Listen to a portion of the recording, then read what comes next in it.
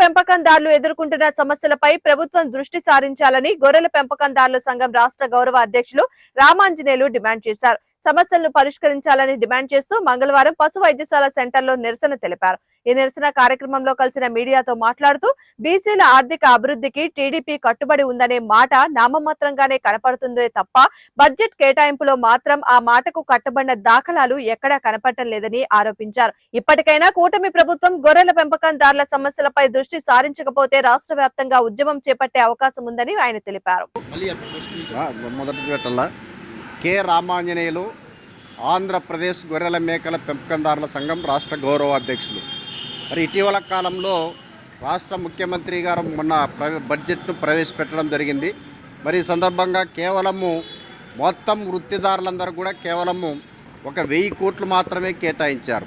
మరి ఆ నైపుణ్య అభివృద్ధి కోసం కేవలం 1225 కోట్లు మాత్రమే కేటాయించారు. మరి రాష్ట్రంలో చేతి వృత్తిదారులందరూ కూడా 25% జనాభా పైన కలిగి 30 రకాల వృత్తిదారులందరూ కూడా ఉన్నారు.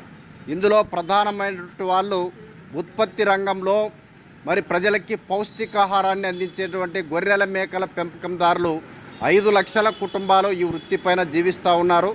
ముఖ్యంగా 2,65,00,000 మరి గొర్రెలు మేకల సంపద కలిగి ఈ రాష్ట్రంలో అత్యంత కీలకమైనటువంటి పాత్ర పోషిస్తూ మరి ఎండనక వాననక మరి పచ్చిక బయలు లేక అడవులకు పోయేటువంటి సందర్భంలో ఫైళ్లు జరిమానాలు విధిస్తున్నటువంటి ఫారెస్ట్ అధికారుల వేధింపులు, గ్రామాల పెత్తందారులు, ఆ రకంగా అత్యంత భూమి లేనటువంటి నిరుపేదలుగా ఉన్నటువంటి గొర్రెల మేకల పెంపకందారులు ఈ రాష్ట్రంలో అనేక సమస్యలు ఎదుర్కొంటూ ఉన్నారు. అత్యధికులు ఈరోజు వృత్తిదారులు, గొర్రెల పెంపకందారులు ప్రధానంగా బీసీ సామాజిక వర్గానికి సంబంధించినటువంటి వాళ్ళే.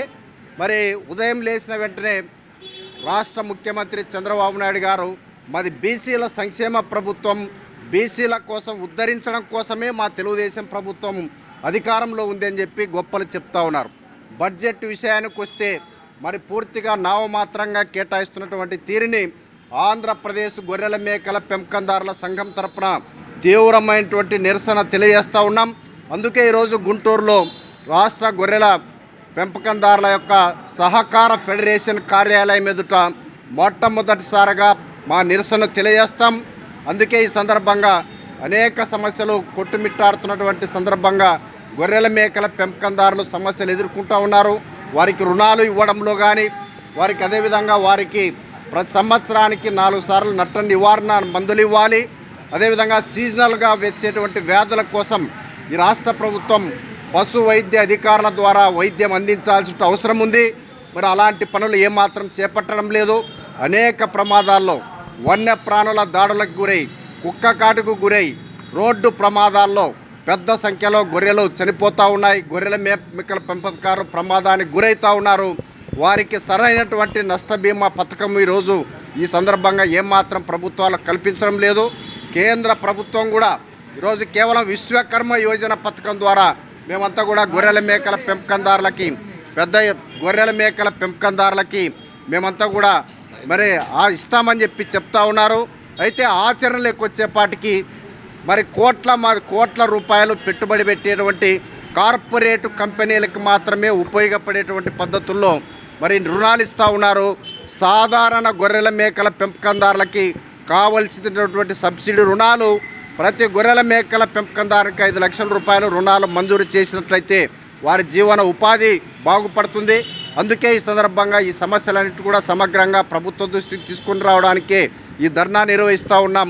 అందుకే ఈ ప్రభుత్వం ఇప్పటికైనా మరి రేపు రాష్ట్ర బడ్జెట్ ముగింపు సమావేశాల సందర్భంగా జరిగినటువంటి అన్యాయాన్ని, గొర్రెల మేకల పెంపకందారుల సంక్షేమం కోసం అధిక నిధులు కేటాయించాలి, కనీసం 2,500 కోట్ల రూపాయలు కేటాయించాలని చెప్పేసి రాష్ట్ర ప్రభుత్వాన్ని మా సంఘం తరపున డిమాండ్ చేస్తూ ఉన్నాం.